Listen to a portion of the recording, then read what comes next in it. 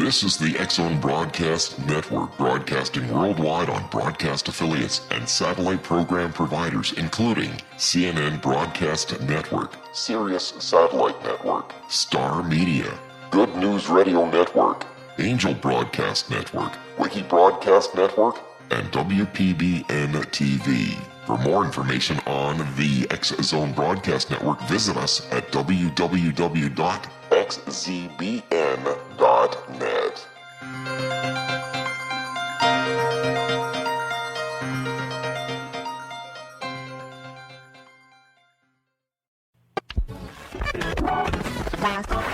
All Hit Radio.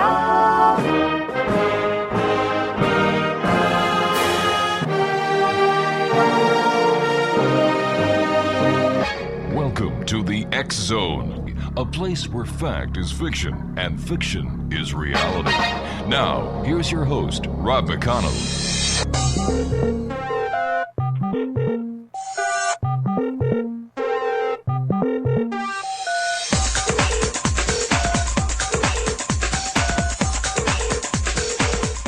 Welcome back, everyone. We're going all the way down to Texas now. Our next guest is Erik Stearns. He is the U.S. Bureau Chief for the X-Zone Radio Show and the X-Chronicles newspaper.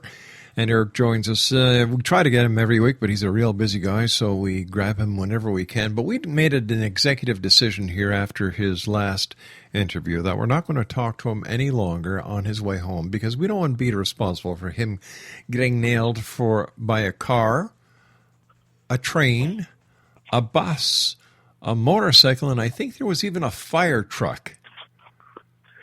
Yeah, that's right. A fire truck and a cop car and an ambulance as well. So, so anyway, Erik, listen, always great talking to my friend. I know that you're a very busy guy. A lot of stuff in the news, but a lot of stuff. Let's start off with Flight 370 from Malaysian Airlines. Apparently, according to the news this morning, they've been looking in the wrong spot. Yeah, well, and that's really obvious considering the fact that if one has been following the story, they've been looking south, they've been looking east, they've been looking west or north, everything except for west, basically. And and of course, if you look west, you see the possibility that the plane could have been maybe hijacked to Sudan, or maybe Qatar, or maybe even the Middle East. And the fact of the matter is that if you looked at that, if you looked at the corresponding data, as a matter of fact, from the intelligence community, there's been some leaks that there's been some sort of covert operation that the U.S. has been doing some sort of interdiction in Yemen. So I'm wondering if maybe that has a connection to MH370. Yeah. Good point you brought up there. Mind you, there was this company out of, I forget where it was, that said that they had done satellite imaging and they found the shape of an aircraft, the same type and model of the Malaysian Air Flight 370 in the Bay of Bengal. And yet nobody which is right off the Indian coast. Right, and nobody has gone to investigate it. And I find this very strange. I do too, and as a matter of fact, I've heard the same report, and they've even gone so far as to discount it without really sending a submersible down there to identify any of the aircraft parts, to figure out how long it's been down there, so forth and so on. And that to me just seems to be almost a red herring as far as that's concerned. So it really leaves the option open that maybe that plane was really hijacked for a possible future terrorist use. But there's 39 souls on board. What about these people? And what are the possibilities of this aircraft being hijacked, landing somewhere else to be used later on? That's part one. And after I said that, I realized, well, wait a minute. Israel went to a heightened sense, a higher state of security shortly after the disappearance of the aircraft because they believed that it might be used for nefarious reasons. Well, and I wouldn't put it past the Mossad to be paranoid about that. Mm-hmm. Now, to answer your first point about 239 passengers on board, basically what the pilot could have done was take it to 45,000 feet, slowly depressurize the cabin, and then basically incapacitating the passengers, and then bringing it back down to say like 4,000 or 5,000 feet, where it would be under radar coverage. And there you go. You don't have any hostages or anything like that. And of course, it's relatively easy to get rid of the bodies depending on where you land it. So that's definitely a possibility that could have ensued.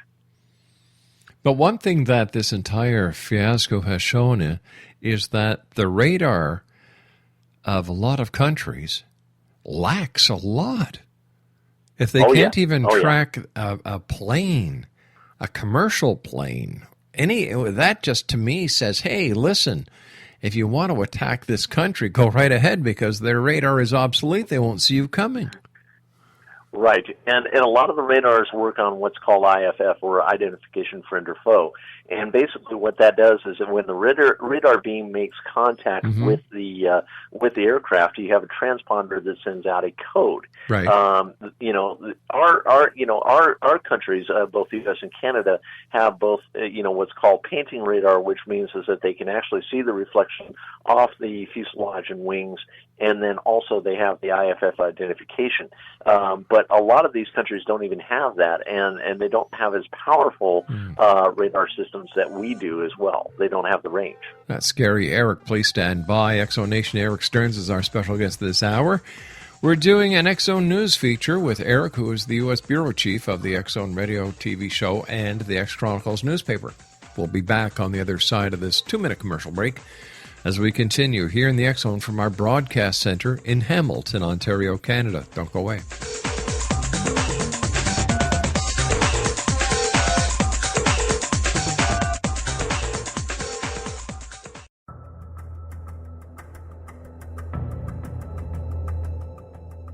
Modern Esoteric, Beyond Our Senses by Brad Olson, consummates the lifology story about where humanity originates.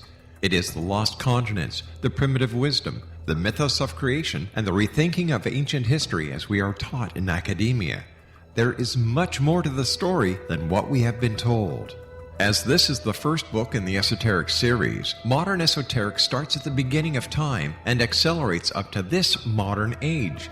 Future Esoteric is book 2 in the series and takes a forward-looking position ahead of today with an open and honest examination of the ET issue and various unexplained phenomena. To discover the writings of author Brad Olson, visit www.bradolson.com. That's www.bradolson.com.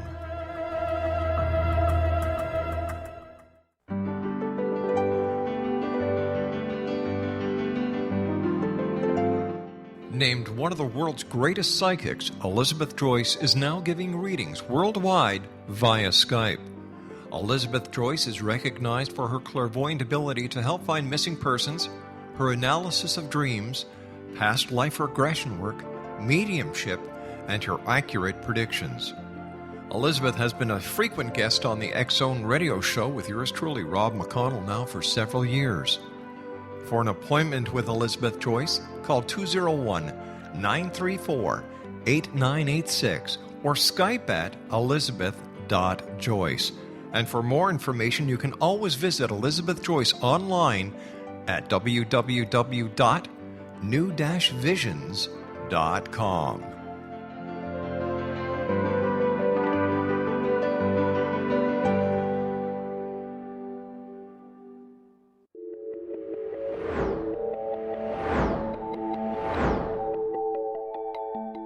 Do you have a dis-ease that you would like to alleviate through a natural means? Have you been contacted by angels, ghosts, or even extraterrestrials and want to validate these experiences? Or would you simply like to speak with someone who can help you find your life's purpose? I'm Dr. Joseph Mara, and I'm offering my services free of charge for first-time clients contacting me during the month of April. These free consultations include angel card readings, guided meditations, life coaching, and energy healing. If you have always wanted to explore these types of experiences but were skeptical or simply could not afford them, then take advantage of this free special offer. Contact me through my website, aguidinglight, spelled LITE.com, to schedule your consultation today. Until then, I offer you love, light, and laughter.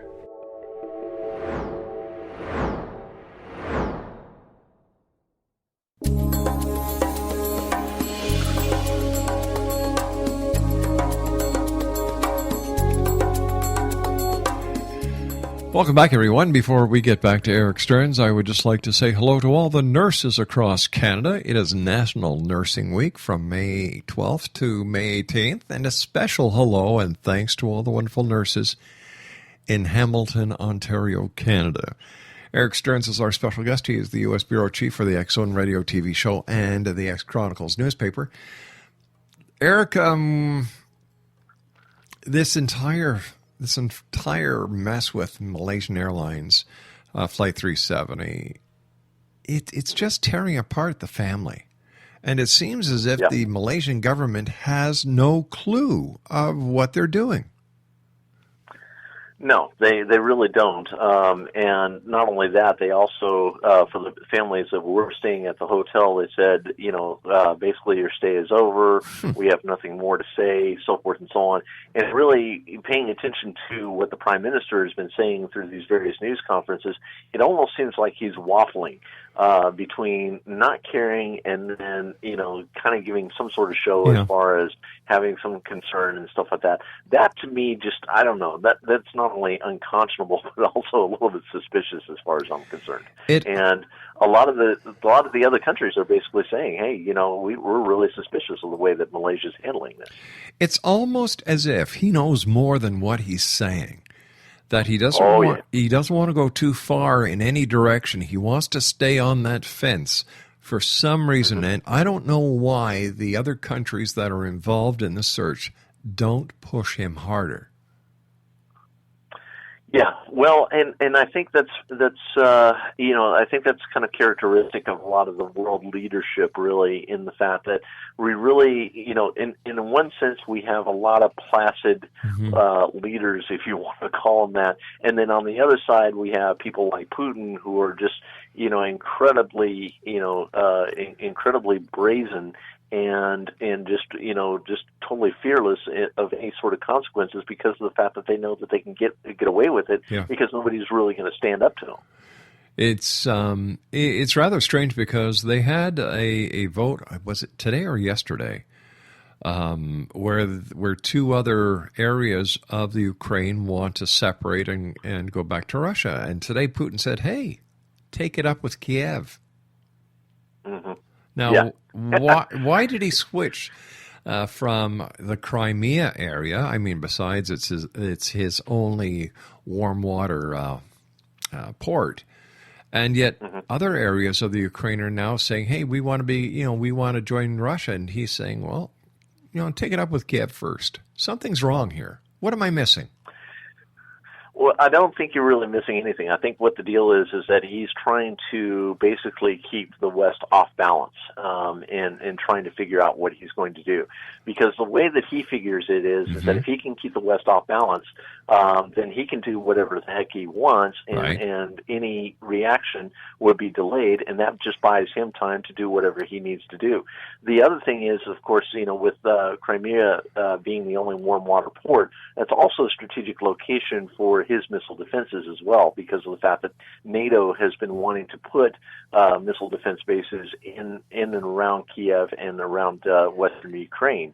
And a lot of these territories that are wanting to go to Russia, they're doing this out of fear because of the fact that the other faction is neo-Nazi. So they're trying to choose one evil that they know over another, basically. What message is this sending to the rest of the world, where you have President Obama, who basically was wearing egg on his face after his fiasco with the Syrian government going back a couple of months ago, where he drew so many red lines in the sand and they were being crossed all the time, and he kept on drawing more lines. Was this, in your opinion, the inspiration or the sign that Putin needed to see exactly what he could get away with when it came